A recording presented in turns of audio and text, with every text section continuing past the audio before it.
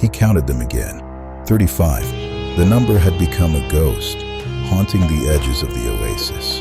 35 camels. A life's work for one man, a death sentence for 3 others.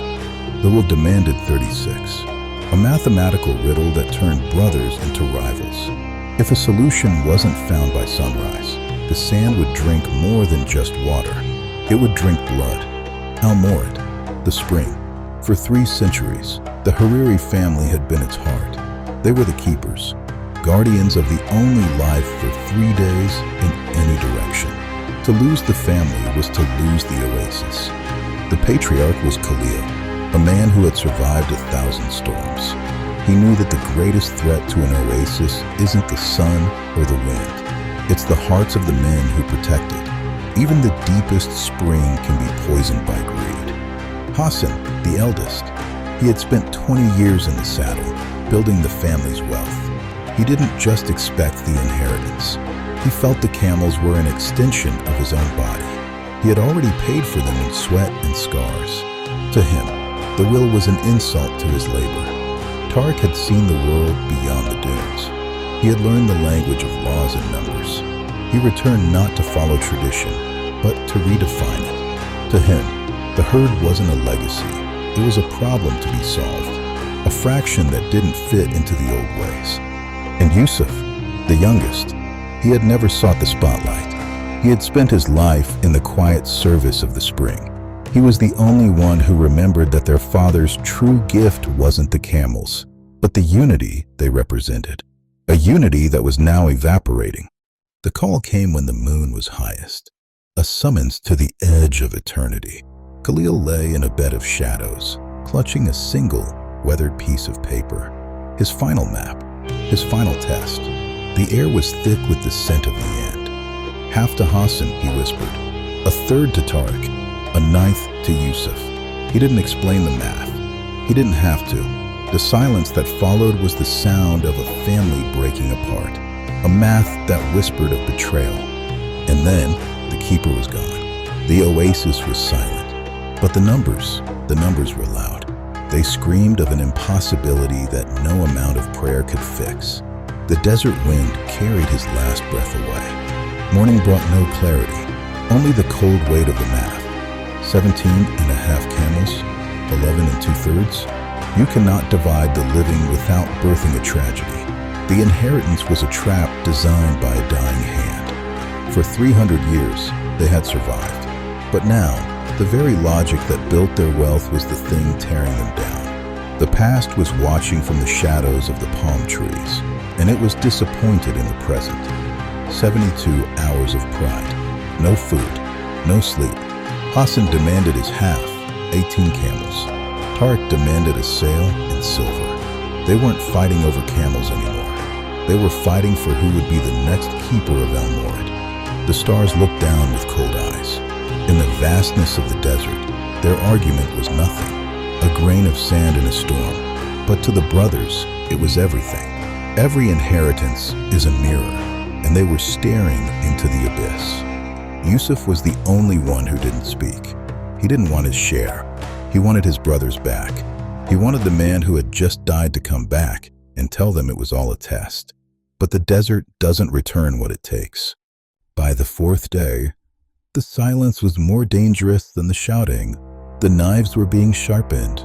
The legacy of Khalil was about to be written in the very sand he protected. The math had failed, and now only the blade remained. And then someone's coming. Through the heat haze of the 4th afternoon, a figure emerged.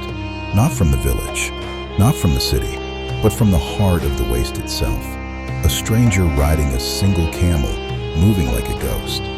Her name was Miriam, a wandering judge, a woman who lived in the spaces between the numbers. She didn't look at the brothers. She looked at the well. She knew that water was the only thing that could quench this kind of fire. In Al-Morid, secrets are the only currency. They knew she was a resolver, someone who untangled the impossible. Hassan stood before her, his pride a shield. We don't need outsiders, he spat, but his heart was already open. Then I'll leave, she said, her voice like wind over stone. Unless you like your fathers will honored. She knew. She always knew. Because the test was never about camels. It was about the piece that was missing. She read the will 3 times. And then, she did the one thing the brothers never expected. She laughed, a sound of pure delight. "Your father was brilliant," she whispered. "He didn't make a mistake. He made a mirror for your greed." 17/18ths, she said, looking at Tarek. "That is what your fractions equal. 1/18th is missing. Your father didn't forget it. He reserved it for the one who would bring the missing piece of the soul. Here is my offer," she said, her eyes burning. "My camel, added to your 35, for 1 hour.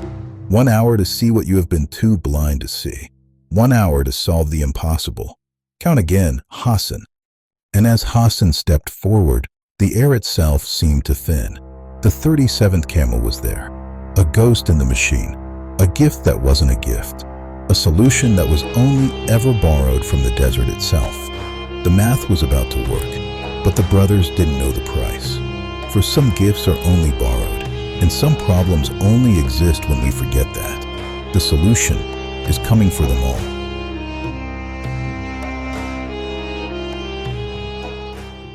The air was thin with expectation. 36 camels, a number that didn't exist an hour ago. Hassan stepped forward, the weight of the will heavy in his hands. "Count again," Miriam had said. And so he began. Half of 36. 18. For the first time, the math was clean. 18 camels, separated from the rest. Hassan looked at them, not with greed, but with a sudden, sharp clarity. His labor was finally honored, without a drop of blood. A third of 36. 12. Tarek led his share away. His city logic had failed, but Miriam's wisdom had succeeded. 12 camels for the one who questioned. 12 for the one who sought a new way. The math was working. And then, Yusuf, a ninth of 36. 4. More than he had ever dreamed of. More than he thought he deserved. He held the rope of his 4 camels, his hands trembling. The forgotten son was no longer forgotten. He finally had a place at the table. 18 plus 12 plus 4. 34. The brothers stood frozen. In the center of the pen, 2 camels remained. One was Miriam's, and the other was the one that should have never been there. The original 35th camel, a paradox in flesh. Miriam walked calmly to her animal. She led it away, back toward the horizon from which she had come. She took back exactly what she had brought. The 37th camel was gone, but the lesson remained, carved into the air itself. 1 camel remains, Hassan whispered, from the original herd. Who does it belong to? Miriam turned one last time, her face a mask of starlight. That was your father's final question, she said. The real question. What do you do with what is left over when everyone has taken their share? The silence of the oasis was absolute. The brothers were no longer looking at the camel. They were looking at each other, really looking, for the first time since they were children. I spent my life building this herd, Hassan said, his voice cracking. I thought that made it mine, but I was just a keeper. Like father, the herd belongs to the oasis, not to me. I surrender the claim. Tarek sighed, the weight of his pride falling away. I thought I was above this place. I thought I deserved more than I'd earned. I was wrong both times. The numbers finally add up, and they tell me that I belong here, with you. And Yusuf spoke, his voice no longer small. The 9th isn't an insult, he said. It's an invitation, to earn more by giving more. This final camel, it goes to the well, for the one who serves the oasis next. For the community. The brothers nodded together. Something had healed. The inheritance wasn't 35 camels. It was the ability to give one away. The math didn't just work, it sang a song of peace. The Hariri family was whole again. In the desert, the wind is the only true witness. It carries the stories of the selfish and the selfless alike. Today, it carried a new story. A story of how 3 men found their way back to each other through an impossible math. Tarek brought his city knowledge home, not to replace the old ways, but to protect them. Together with Hassan's strength, they built a system that would ensure the spring never ran dry. They weren't just brothers, they were partners. And Yusuf became the water keeper, the youngest ever.